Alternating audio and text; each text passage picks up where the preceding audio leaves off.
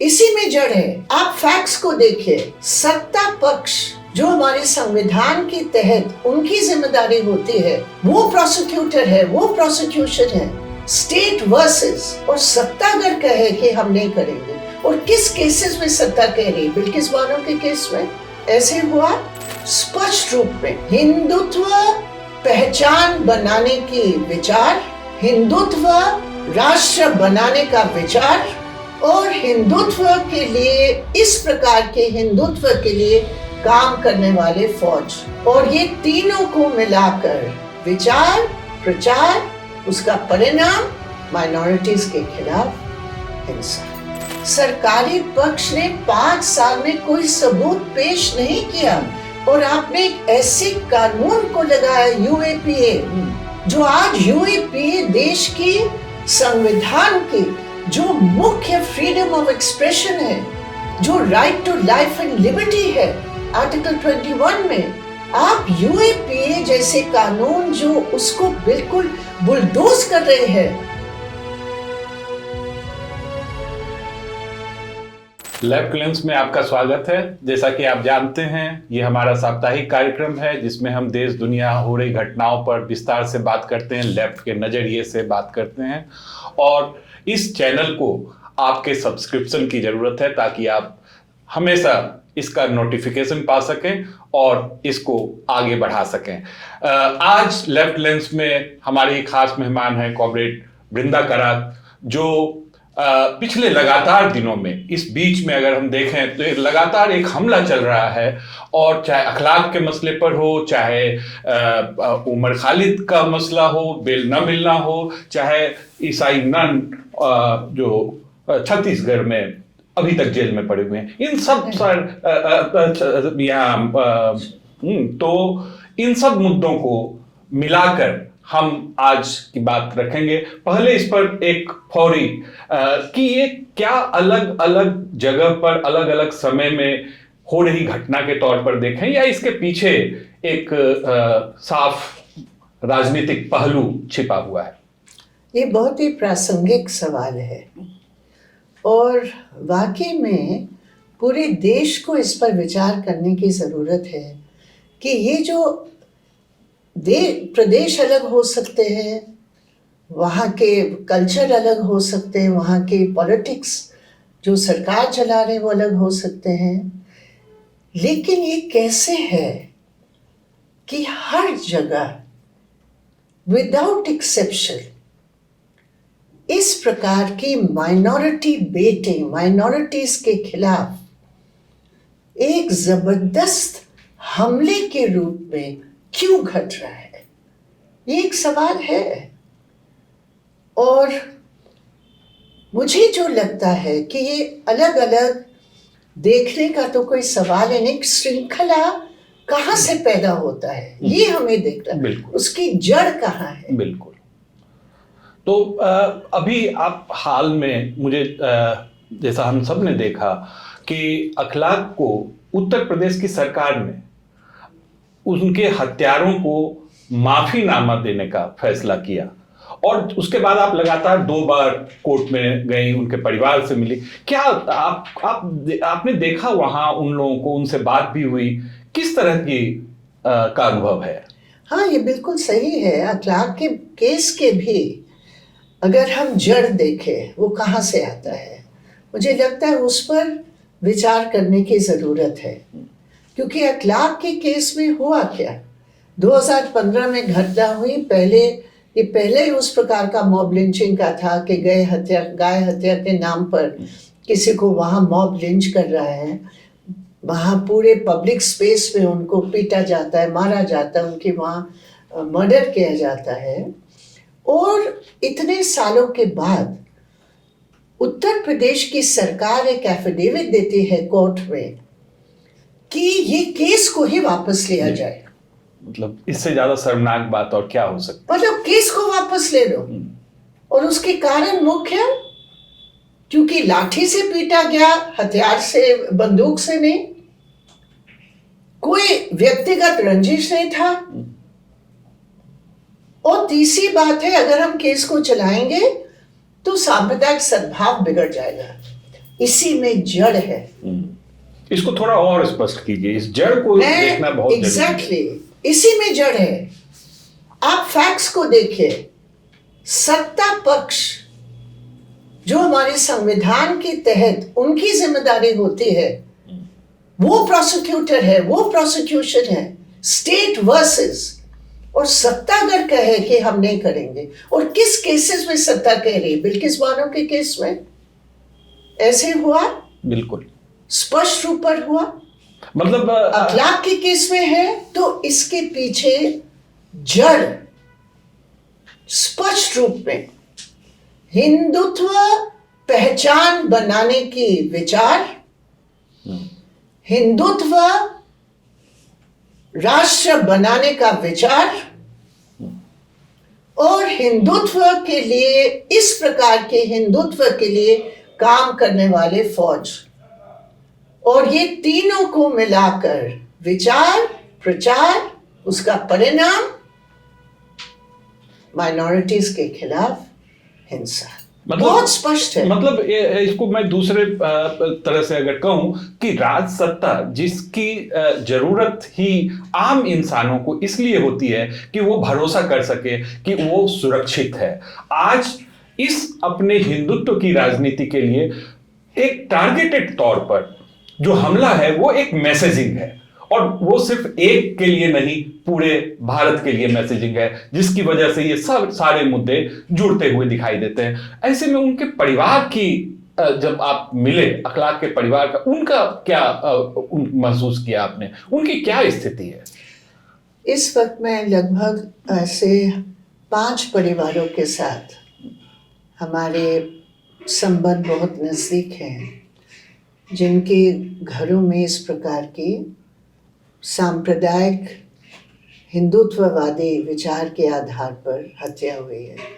अखलाक की परिवार, जुनैद की परिवार, जो 16 साल का बच्चा था, जो दिल्ली की ट्रेन से उतार के उसको मारा गया। इमरान, जो एक बहुत, उसकी अलवर में पुलिस ने उसके घर के अंदर घुसकर उसके 2 महीने के बच्ची पर, चारपाई पर लेटे हुए थे, उस पर वो कूद कर, उनकी बूट्स के आधार पर वो बच्ची तुरंत मर गई, उसके परिवार के। फिर झारखंड के उन दोनों परिवारों से जिनकी मॉब लिंचिंग हुई इसी तरीके से।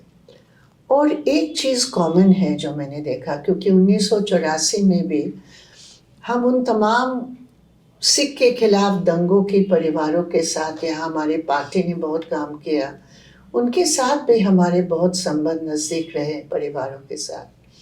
फर्क उसमें ये है कि जहाँ परिवारों की दुख, परिवारों के परेशानी एक होता है, सफरिंग होता है, लेकिन आज जो हमने दिखाई दिया 5 परिवारों में, उम्मीद बहुत कम है कि ये जमाना कभी बदलेगा। मतलब ऐसी नाउमीदी पैदा कर दो कि उनको कोई हताश हो जाए। लेकिन जो मैंने देखा उनकी हिम्मत, मतलब ये हम क्या बताएं, क्या बयान दें? उनकी परिवारजनों की हिम्मत जो उस कोर्ट में जाकर अपने बयान देते हैं, चाहे जुनैद के भाई हो, चाहे अखलाक की बेटी हो, वहां इसके बावजूद कि वो जान रहे हैं कि पूरा वातावरण उनके खिलाफ है, राजनीतिक तौर पर सत्ता पक्ष की तरफ से, इसके बावजूद हिम्मत रख के वो कहते हैं चाहे कुछ भी हो, हमारे बाबू के लिए, हमारे बाप के लिए, हमारे बच्चे के लिए हम न्याय की संघर्ष लड़ेंगे। कितनी हिम्मत है, आप बताइए, कितनी हिम्मत है। इस न्याय का की जब बात हो रही है तो याद आता है कि एक वो कोर्ट है जहां पर भी सुनवाई चल रही है, जहां सरकार कह रही है कि हम मामला वापस लेते हैं, और दूसरी तरफ 5 साल हो गए, और इस 5 साल के बाद अभी भी ट्रायल शुरू होने के आसार भी नहीं है, लेकिन उमर खालिद का बेल खारिज कर दिया जाता है। मुझे लगता है कि वो जो ऑर्डर था, जो जजमेंट था, वो बेइंसाफी है। मतलब सुप्रीम कोर्ट का अपने विचार है, बहुत विद्वान हैं हमारे जजेस, उनका पूरा अधिकार है क्योंकि उन्हीं के हाथ में अथॉरिटी है। लेकिन अगर हम देखते हैं बेइंसाफी जो है, क्योंकि एक तरफा विचार है। आप ये नहीं देख रहे कि अभी तक सरकारी पक्ष ने 5 साल में कोई सबूत पेश नहीं किया, और आपने एक ऐसे कानून को लगाया यूएपीए, जो आज यूएपीए देश की संविधान की जो मुख्य फ्रीडम ऑफ एक्सप्रेशन है, जो right to life and liberty है आर्टिकल 21 में, आप यूएपीए जैसे कानून जो उसको बिल्कुल बुलडोज कर रहे हैं, आप यूएपीए के नाम पर आप इस प्रकार की इंसाफ, और जहां सुप्रीम कोर्ट ने पहले कुछ बैलेंस तरीका अपनाया, इवन यूएपीए बेल के केसेस में बैलेंस कुछ तरीके थे, यहां तो बिल्कुल खत्म ही कर लिया। और जो दोनों थे ही नहीं उस समय दिल्ली में, और जो थे जिन्होंने नफरत के भाषण दिए, मैंने केस लगा, मैंने मतलब हमारे दिल्ली पार्टी की तरफ से हमारे जो तिवारी जी थे यहाँ सचिव और मैं, दोनों मिलकर हम लोगों ने हेट स्पीच के खिलाफ केस लगाए। हम हाई कोर्ट में गए, आज वो मंत्री बने हुए हैं। वो मंत्री बने हुए हैं, और बाकी तो सभी मंत्री थे। एक तो मंत्री था ही अनुराग ठाकुर, एक तो मेंबर ऑफ पार्लियामेंट था, और एक बाद में मंत्री बने। तो सवाल ये है कि उमर खालिद और शर्जील इमाम के साथ जो बेइंसाफी है, उसके पीछे क्या समझ है? वो भी एक कहीं ना कहीं मैसेजिंग का। मैं सुप्रीम कोर्ट के बारे में तो क्या कहूंगी, लेकिन जो अमित शाह जी जो क्रोनोलॉजी तय किए, हम सोचे कि संजोग की बात है कि जो अमित शाह ने राज्यसभा में बगैर कोई जांच की क्रोनोलॉजी बता दिया एंटी से स्ट्रगल का, जिसमें हर एंटी से अगर मुस्लिम एक्टिविस्ट था उसको डिमोनाइज किया, उसको राष्ट्र विरोधी बताया। हम लोग सब थे उसमें, सिर्फ मुसलमानों का नहीं था। ये नागरिकता बदलने के खिलाफ वो संघर्ष था। सभी थे, आप थे, हम थे, सभी थे।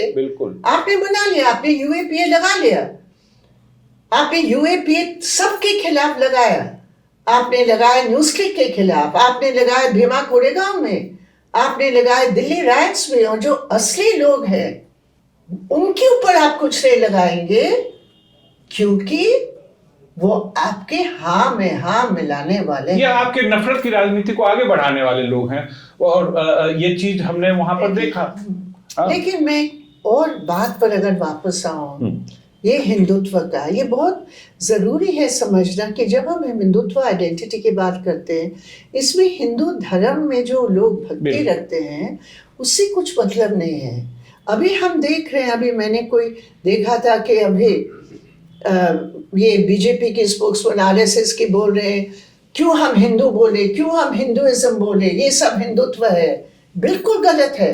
हिंदुत्व का पूरा जो स्लोगन दिया गया वीडी सावरकर ने, उसका खुद एक राजनीतिक मंशा थी, एक बिल्कुल संकीर्ण सत्ता को हथियाने के लिए और माइनॉरिटीज के खिलाफ आधारित करने के लिए। वो हिंदुत्व आइडेंटिटी है, हिंदू धर्म से कुछ लेना देना नहीं है। सावरकर ने खुद कहा, जो खुद ही गौमांस का और तमाम, अब ये बोले ना कि सावरकर गौमांस खाते थे, आपको तुरंत अभी इस प्रोग्राम के बारे में क्या कहेंगे, पहले सबूत दो, दिखाओ कहाँ सावरकर ने गौमांस खाया। वो सब छोड़े, खाए कि नहीं खाए वो सवाल नहीं है। सवाल है उन्होंने कभी उसको मुख्य मुद्दा नहीं बनाया, क्योंकि उनका मंशा अलग था। एक और बात मैं जो कहना चाहती हूँ, तो ये हिंदुत्व जिसका एक आधार है तथाकथित टेक्स्ट को लेकर, जैसे धार्मिक टेक्स्ट को लेकर, जैसे मनुस्मृति सावरकर ने कहा कि वो ही हमारे वर्शिबल है, उसी को हमें पूजा करना है। तो मनुस्मृति जितने भी श्लोक है, जितने भी उसमें अध्याय हैं जो महिलाओं के खिलाफ है, दलितों के खिलाफ है, माइनॉरिटीज के खिलाफ है, वो एक आधार है इस विचारधारा का, वो बिल्कुल स्पष्ट है। अभी वो लोग इसको छिपाने का प्रयास कर रहे हैं। अभी हिंदू ने वो सनातन कहते हैं। हम बार बार पूछा, बताइए तो सही सनातन क्या है, बताइए मनोवाद क्या सनातन है। वो तमाम अध्याय, वो तमाम श्लोक जिसमें महिलाओं के खिलाफ गाली है, जिसमें दलितों के खिलाफ गाली गलौज, जिसमें शूद्रों को नीच से नीच मानते हैं, क्या ये सब आपका है सनातन? बताइए। अभी तो दिल्ली विश्वविद्यालय में लॉ फैकल्टी में एक टेक्स्ट के तौर पर मनुस्मृति को रखा गया और हम लोग थे कि अच्छी बात है कि आप उसको पढ़ाइए ताकि लोग भी जान सके कि आखिर इसमें है क्या, जो आप अभी बता रही थी। और 15 दिन के अंदर वाइस चांसलर साहब को समझ में आ गया और उन्होंने उस टेक्स्ट को वापस ले लिया। तो ये तो उनकी सच्चाई है कि आज न कल कितना छिपाएंगे वो उभर कर तो सामने आएगा। और सनातन का जहां तक सवाल है, था, है और रहेगा। न कुछ ऐसा था, न कुछ ऐसा है जो न रहेगा। सब चीज में बदलाव आता है। तो अब हम अगले इसमें जाना चाहेंगे। खास करके हम लोगों ने देखा नए साल पर, खास करके ईसाई धर्म के ऊपर जहां जहां भी आयोजन हो रहे थे उसमें बजरंग दल के लोग, और वो एक जगह नहीं कई जगहों पर ये दिखाई दिया। तो क्या फिर से बजरंग दल को इस काम के लिए कि ईसाइयों पर हमला करने का ये एक घोषणा माने, या उसी कड़ी में इसको भी देखना चाहिए? बजरंग दल तो है उसमें, लेकिन विश्व हिंदू परिषद भी है, आरएसएस के और भी लोग हैं, उनका पूरा इकोसिस्टम जिसमें दुर्गा वाहिनी भी है। तो ये पूरा इकोसिस्टम आरएसएस का है। और जब मोहन भागवत जी जो आरएसएस के चीफ है, जब वो बार बार कहते हैं ये हिंदू राष्ट्र है, ये हिंदू राष्ट्र है, और हिंदू राष्ट्र जो है 1000 साल की गुलामी के खिलाफ आज हम खड़े हैं, तो वो क्या मैसेज जाता है? वो मैसेज बिल्कुल स्पष्ट है कि या तो हमारी वर्चस्व को मानो, हमारे कल्चर की जो मेरा इंटरप्रिटेशन है, या तो इसको मानो जो उसने कहा, गोलवालकर ने कहा, या तो उसको मानो, अधीन रहो हमारे, वरना तुम्हें हम मारेंगे, पीटेंगे, तुम्हें रहने नहीं देंगे, तुम्हारे जीसस क्राइस्ट की मूर्ति को हम तोड़ेंगे, तुम्हारे चर्चेस के अंदर जाकर हम ये आरोप लगाएंगे कि तुम जबरदस्ती किसी को धर्मांतरण कर रहे हो और तुम्हें मारेंगे, तुम्हें जेल में भेजेंगे, तुम्हारे ऊपर केस होगा। अभी हम कल्पना नहीं कर, 700 केस ऐसे हुए हैं, 700। इसको थोड़ा सा विस्तार से, क्योंकि आप उस एक नन के को जो अरेस्ट किया कि छत्तीसगढ़ में जो हुआ था, आदिवासियों के एक ग्रुप जा रहे थे वहां काम के लिए, उनको वहां बजरंग दल के लोगों ने रोका, जिसकी मुख्य थी दुर्गा वाहिनी की तथाकथित, पता नहीं दुर्गा के नाम इसमें क्यों लेते हैं, लेकिन दुर्गा वाहिनी के रूप में वो वहाँ पहुँचे और बहुत भद्दे तरीके से नन्स को अपमानित किया, बहुत सेक्सिस्ट उन्होंने भाषा इस्तेमाल किया और नन्स को जेल कर लिया।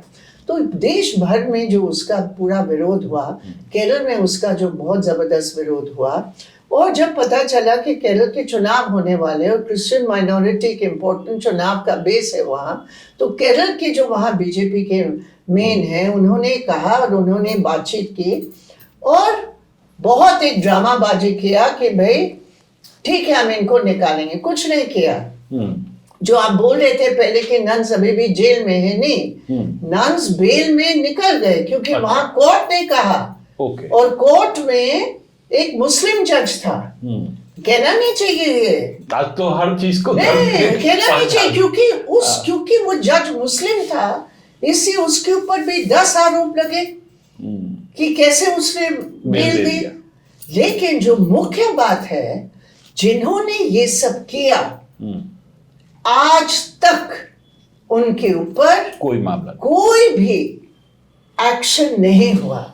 जिन्होंने मारा पीटा पुलिस के सामने, न उनके ऊपर न पुलिस के ऊपर और नन्स के ऊपर जो झूठा इल्जाम था वो वापस नहीं हुआ। ये बीजेपी और आरएसएस का ये एक बुलिंग इंटिमिडेटरी टैक्टिक्स है कि पहले मारो पीटो चुप कराओ, जब उसका विरोध होगा थोड़ा पीछे हटकर बताओ देखो अगर बीजेपी के पास आओगे तब तुम जेल से निकलोगे, लेकिन तलवार हमेशा तुम्हारा ऊपर लटका रहेगा।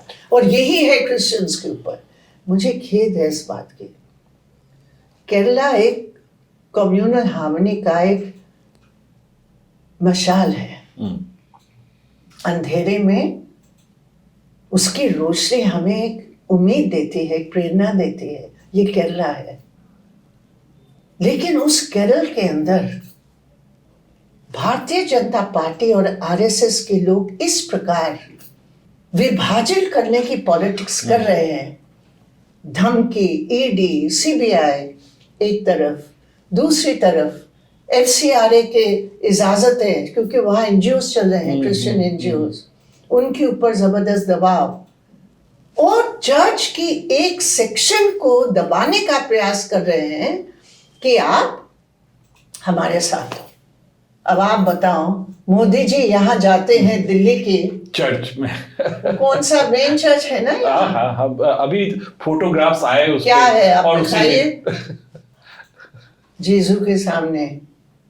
और उसके थोड़े किलोमीटर दूर लाजपत नगर में उन्हीं के लोग एक कैरलिंग स्क्वाड जो गाना गाते हुए मार्केट के अंदर उत्सव मना रहे थे, उनके ऊपर इतना हमला हुआ। क्या है ये दोहरी हिपोक्रिटिकल, और मैं कहती हूं ये सब राष्ट्र विरोधी तत्व है।